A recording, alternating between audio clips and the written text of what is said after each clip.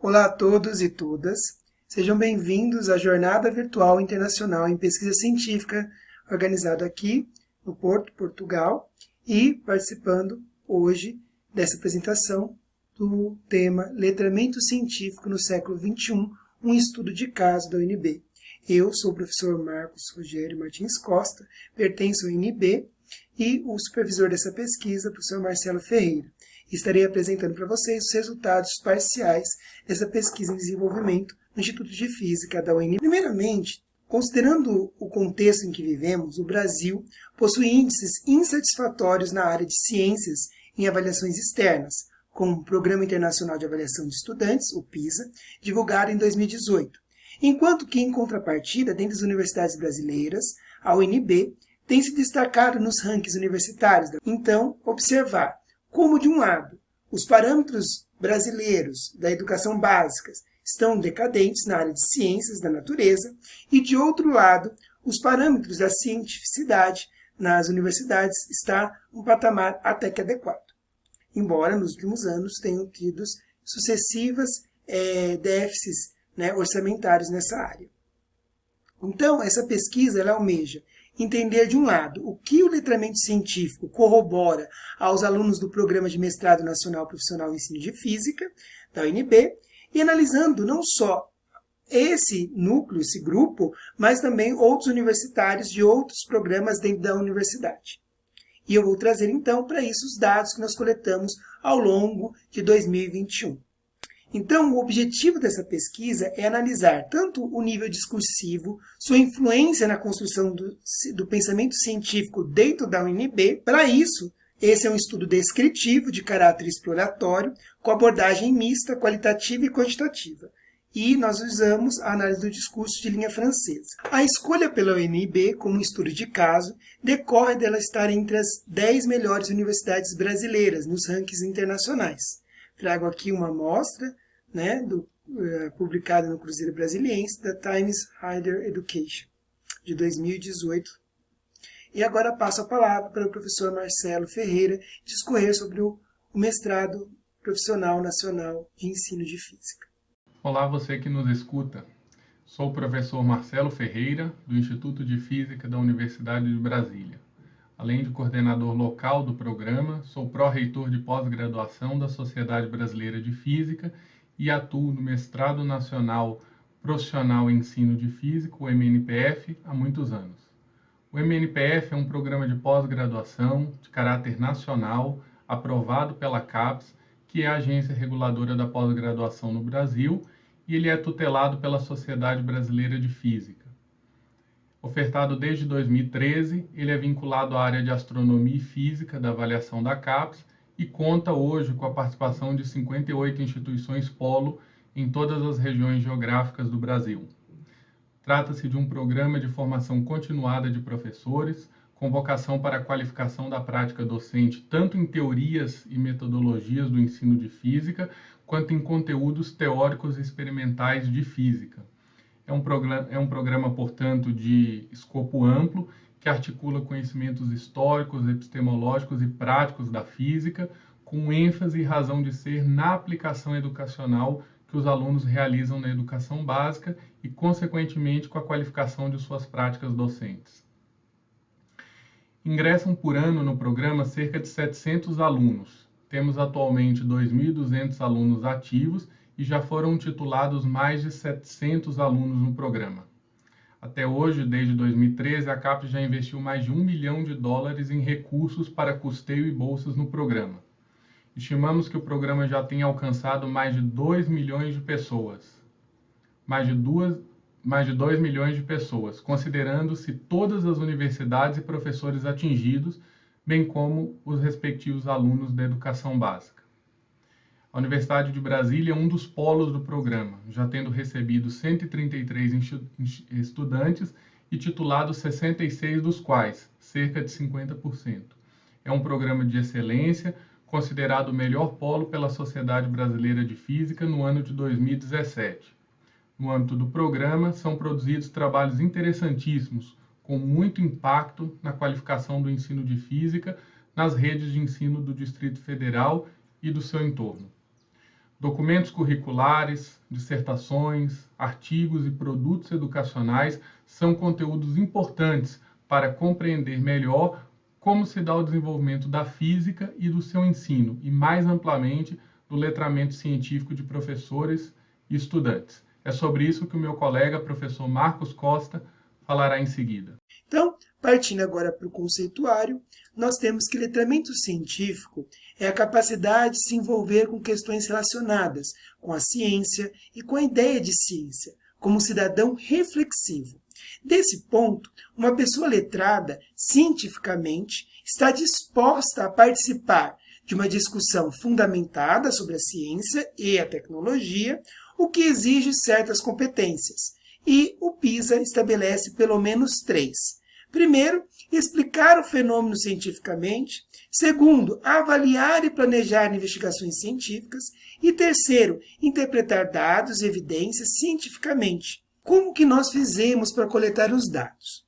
Em 2021, durante os dias 27 de setembro a 1º de outubro, durante a Semana Universitária da UNB, nós apresentamos um curso de escrita científica.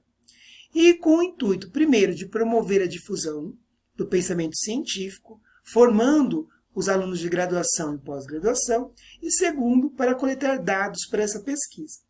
Cada dia nós colocamos um formulário para que o aluno pudesse responder. Então, na segunda, abrimos o formulário, ele respondeu até terça. Na terça, ele respondeu um segundo formulário e ele foi fechado na quarta. Na quarta, mais um formulário, foi fechado na quinta. E na quinta, abrimos mais um formulário, que foi fechado na sexta. Então, totalizamos 4 formulários. Cada formulário tinha um objetivo. Primeiras impressões, nós tivemos 100 respostas de 284 alunos inscritos. São respostas únicas, não repetidas. No segundo formulário, nós tivemos 86 respostas. No terceiro formulário, nós tivemos 78 respostas. E no quarto e último, nós obtivemos 76 respostas, o que totaliza 340 respostas nos 4 formulários. Então, esses formulários, eu apresento agora os dados que nós coletamos desses formulários. Então, primeiro, a pergunta que nós fizemos foi: você concorda e declara ser informado em participar dessa pesquisa para validar os dados? E 100% dos alunos nos 4 formulários responderam que sim. Então, nenhuma dessas respostas foi descartada. Depois, nós perguntamos qual era a relação desse aluno com a instituição na área da educação, e a maioria, 76%, eram da graduação da própria UNB. Uma segunda parcela era graduandos de outra instituição e uma terceira parcela, 9%, era pós-graduandos da UNB. Depois nós perguntamos qual era a formação deles. E a maioria, por ser graduando, eram ensino superior incompleto. Depois nós perguntamos a idade e a maioria, 72%, era entre 18 e 24 anos. Depois nós perguntamos se eles já tiveram alguma formação, capacitação, palestra sobre o tema da escrita científica. E 61% dos alunos responderam que não tiveram nenhum tipo de capacitação nesse tema. Ou seja, nós já percebemos aqui um gap da pesquisa científica. Como que você quer fazer o letramento científico se o aluno não tem nenhum tipo de formação sobre a escrita científica? E o que teve mais foi palestras, seminários, como esse, por exemplo, que nós estamos participando aqui. Depois, nós fizemos uma escala Likert, entre mais relevante, mais ou menos relevante, não relevante ou irrelevante. E na escala Likert de 1 até 5, sendo o 1, o 2 menos relevante, o 3 intermediário, o 4 e 5 relevante, nós tivemos as seguintes respostas sobre aquela definição que nós capturamos do PISA. Então, sobre o que é letramento científico, se eles concordam se é relevante ou não essa definição de letramento científico, percebe-se que 70%, ou seja, 70 de 100 questões, das 100 respostas, colocaram lá 5. E 24 colocaram relevância 4. E isso conota que o letramento científico, segundo o entendimento ali estabelecido aquele grupo específico dos alunos, graduandos e pós-graduandos sobremaneira, de 18 a 24 anos, concordam com a definição do PISA, embora não esteja declarado lá que era do PISA. Só queria saber se, como uma afirmação, aquele aluno considerava ou não relevante aquela definição atribuída pelo PISA. E foi coerente. Depois foi perguntado se uma pessoa letrada cientificamente, portanto, está disposta a participar da discussão. De novo, capturando aquela definição lá do PISA. E 46 respostas de 5 e 36, ou seja, a ampla maioria, né, sim, concorda com essa definição da participação em discussão científica. E depois perguntamos também, a partir do letramento científico, é possível explicar fenômenos cientificamente, que é a primeira definição.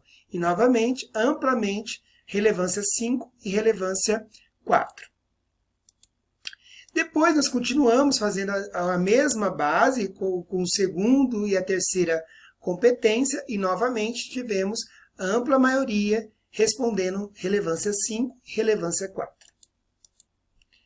Depois, discutiu-se com os alunos o que mais te distrai na hora de escrever o seu trabalho científico. E olha a resposta que nós obtivemos.